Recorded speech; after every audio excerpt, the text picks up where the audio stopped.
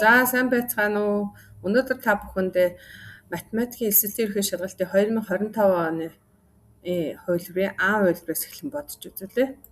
За 1-р бодлого маань болохоор 5 зэрэг язгуурын дор 25-ын 5 зэрэг илэрхийллийн утгыг олоорой гэсэн байна. За бодолтоо харъя. 5 зэрэг язгуур гэдэг маань бол өөрөө зэрэгт хэлбэлүүлшүүлчихээрээ 5-ны 1 зэрэг болдог тийм ээ. За яг энэтэй адилаар болоор энэ язгуур маань бас 2-ны 1 зэрэг болох нь 2-ны 1 зэрэг тий 2-ны 1 зэрэг язгуурыг бичдэггүй шүү дээ тий. Тэгээд давхар зэргүүд хоорондоо үрждэг учраас 5-аа үржихээр 2-ны 5 зэрэг болно. За тэгэхээр энэ 2-ны 5 зэрэг 5-ны 1 зэрэг 2 мөр бас давхар зэргүүд учраас хоорондоо үржинэ. Тэгэхээр 25-ын 5 2-ны 5-ыг 5-ны 1-ээр үржихэд 5-ууд нь хоорондоо хураагдаад 25-ын 2-ны 1 зэрэг болно. За 25 гэдэг маань өөрөө бас 5-ын 2 зэрэг.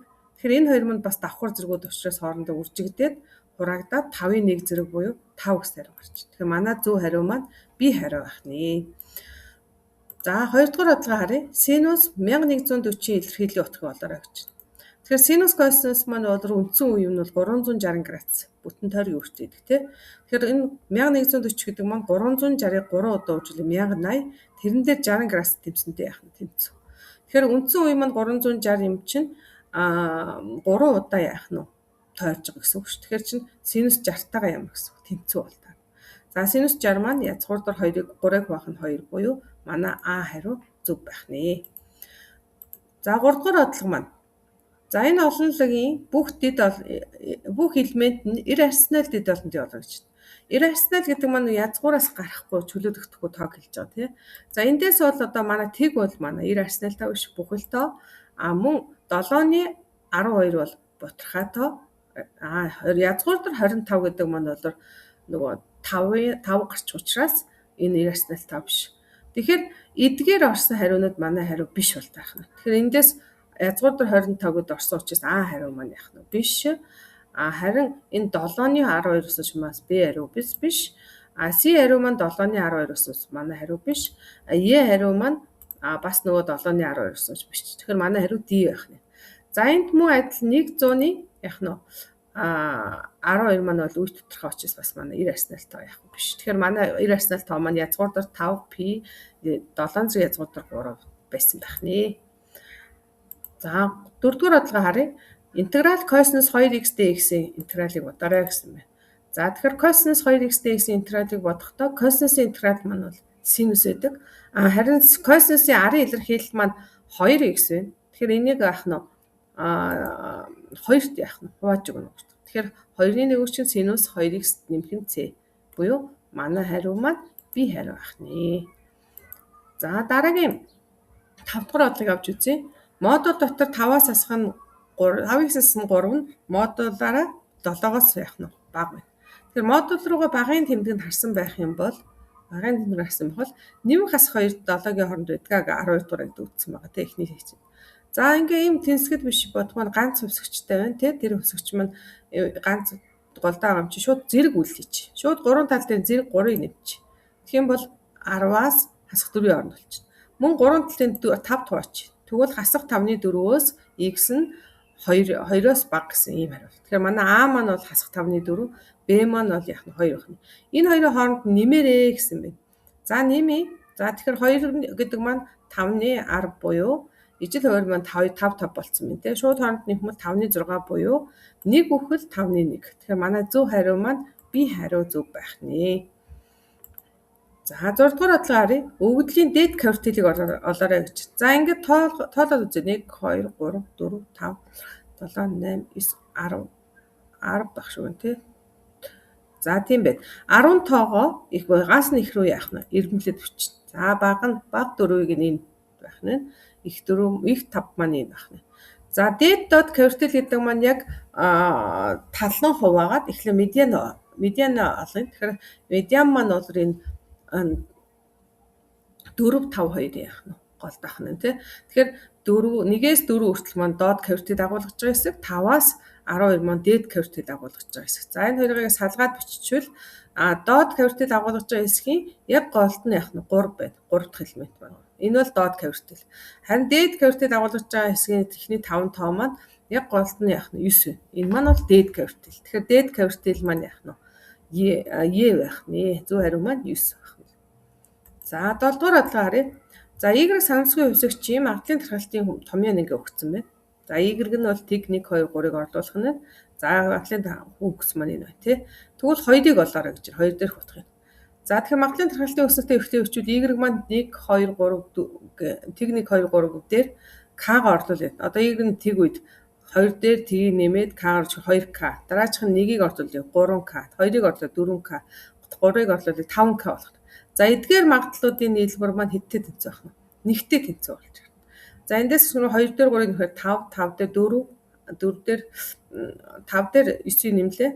Амшаа 5, 5 дээр 4-ийг нэмлээ. 9, 9 дээр 5-ыг нэмлээ 14. Тэгэхээр 14К маань нэгтэй тэнцүү. Эндээс К маань хэд болох нь? 14-ний 1 боллоо. За одоо бидний олох зорилго юм маань 2 дээрх утгыг олох гэхээр 2 дээрх маань 4К вэ. Y нь 2 дээрх утга маань 4К. Тэгэхээр К маань бол 14-ний 1 өгсөн чинь 4-ийг үржих нь 14-ний 1 буюу хураагдаад 7-ны 2 болох. Тэгэхээр эндээс манай зөв хариу маань C хариу маань зөв байх нэ. За 8 дугаар бодлогыг харъя. За X-с хасах 1-ийг хуваах 1 тэнцүү, Y дээр нэмэх 1-ийг хуваах 1 нэмэх тэнцүү, Z-с 1-ийг хуваах 2 гэсэн ийм шулууны тэгшүүд өгсөн байна. Энэ шулуун маань OXZ тавтгайтай огтлцох цэгийн координатыг олоорой гэж. Тэгэхээр OXZ тавтгайд бол Y координат нь яах нь байхгүй байх нь тэг байна гэсэн. За тэгэхээр одоо энэ дээдлийн тэгшгэлдээ Y-ийн оронд T-ийг орлуулад яах нь биччихье.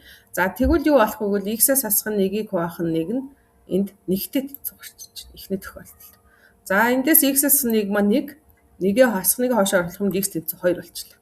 За нөгөө талаас бол сүүлийн хоёрыг тэнцвүүлэх юм бол Z-ээс хасах нь 1-ийг хуваах нь 2 нь нэгтэй тэнцүү. За эндээс 2-ыг хойш оруулах юм Z-ээс 1 нь 2 буюу эндээс Z тэнцүү 3 гарах нь. Тэгэхээр X нь 2, Y нь тэг, Z нь 3 байдаг хариу маань А хариу бол тарах нэ.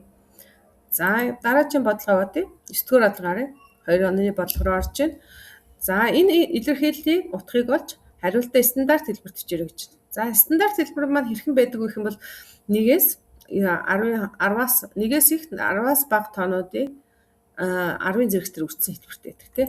За тэгвэл одоо цөмөр эхлээд энэ илэрхийлэл 10-ын 5 зэрэг хаалтаас гаргачих. Тэгвэл юу болох вэ? 2.3-ыг 10-ын квадратаар үржүүлээд нөгөө 5 зэрэг нь гарсан юм чи 2 зэрэг нь үлдэн штэ. Нэмэх нь 5.9. За 10-ын квадрат маань 100 учраас 2.3 100 үржих нь 230 болно тий.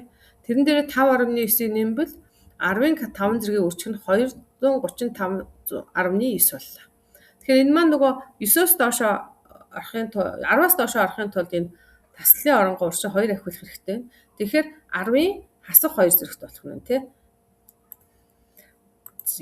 За тэгэхээр 10-ын 5 зэргийг үржих нь урьдчилан таслаа 2 үржүүлчихвэл 2359-ийг үржих нь 10-ын квадрат болчихно. За энэ маань эргүүлээ үржихээр 235 болно шүү дээ тий. За ингээд ижлэгэн зэргүүдийн хооронд суурьуудыг үржиж байхад зэргүүдийн хооронд нэмнэ гэхээр 2359-ийг үржих нь 10-ын 7 зэрэгт болчихно. Тэгэхээр эндээс манай зөв хариу маань D хариу зөв байх нэ. За 10 дугаар бодлого харъя. Энэ илэрхийллийг хялбарчлаарай гэж байна. За хялбарчлангууд дээдлийн хуваараас нь хөтөрөөс нь X-ийг хаалтнасаж X-ийг үржих нь X дээр нэмэх 5 болчихно. Харин X квадратаас хасах нь 9X нэмэх нь 14 үржтгүүн болгон задлах юм бол X-ээс хасах нь 2, X-ээс хасах нь 7 болчихно. За ингээ үржиж байхад энд долоор үржтгүүн болгон задлахаар энэ X-ээс хасах нь 2-ууд нь хураагдах юм байна. Мөн X-үүд нь бас яах нь хураагдах юм байна тийм ээ. За ингээ биччихэнгүүт юу үлдэх вэ гэх юм бол X-ээс нь 7-ны X дээр нэмэх нь 5 дээр нэмэх нь 7-аас хасах нь X-ээс нь X болно. За ингээ хуваарийг харангуут энэ 7-аас хасах нь X, X-ээс нь 7 байгаа учраас энэ 2 дахь гутрахаа X-ээс хасах нь 7-аас хасах нь X-ээ X-ээс нь 7 болгоч. Байрыг солихоор хасах тэмдэг гарч ирнэ. Тэр маань энэ ерөнхий нэмэх тэмдгийг хасах болгох нь.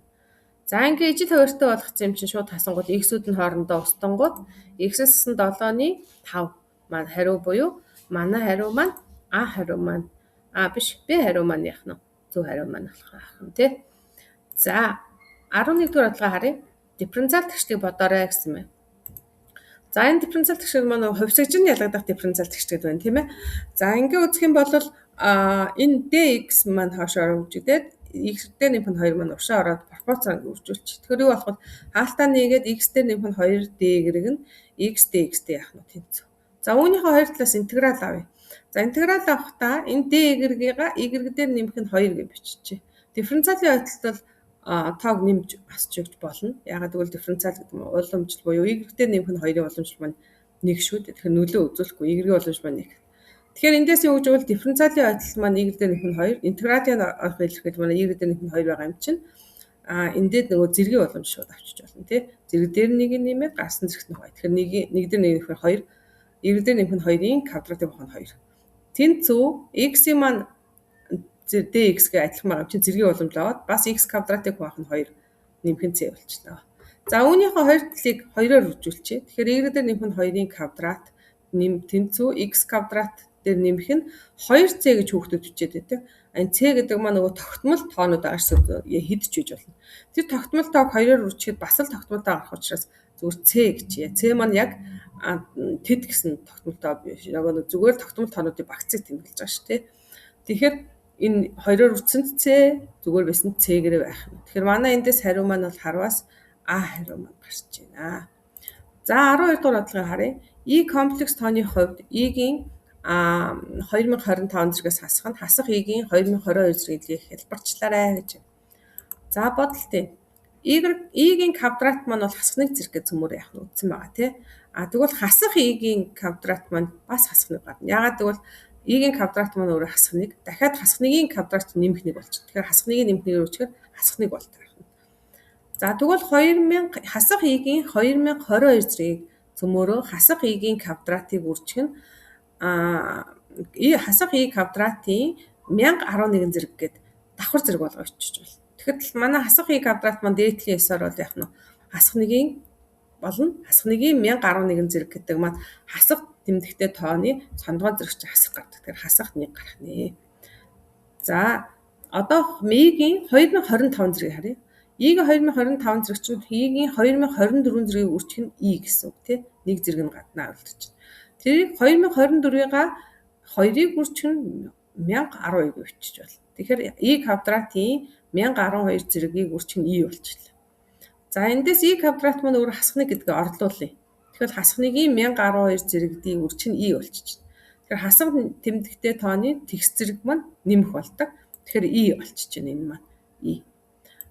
За одоо тэгвэл бидний илэрхийлэл маань E-гийн 2025-аас хасах E-гийн 2022 зэрэг бас. Тэгэхээр E-гийн 2025 чинь өөрөө яах нь E гарсан. Тэрнээс хасах нэг гэхээр нэмэх нэг болдог юм тий. За энэ дээр нэг тэмдэгний байрлал өөрчлөгдсөн байна тий. За тэгэхээр эндээс манай энэ хасах тэмдэг маань буруу болсон байх шүү тий. E-гийн маань 2025 зэрэг маань E болох нь хасах E-гийн 2025 22 зэрэг чинь болохоор хасах нэг гарсан. Тэгэхээр хасахын юу болдог юм. Нэмэх болдог. Тэгэхээр нэг дээр нэмэх нь E буюу D хариу маань яах нь 100 гарах нэ. За энд нэг тэмдэг алдсан байна тий. За дараагийн удаа цөмөөрөө яах нь өргөжлүүлээд дараагийн бодолтуудаа яах нь аваад үзнэ.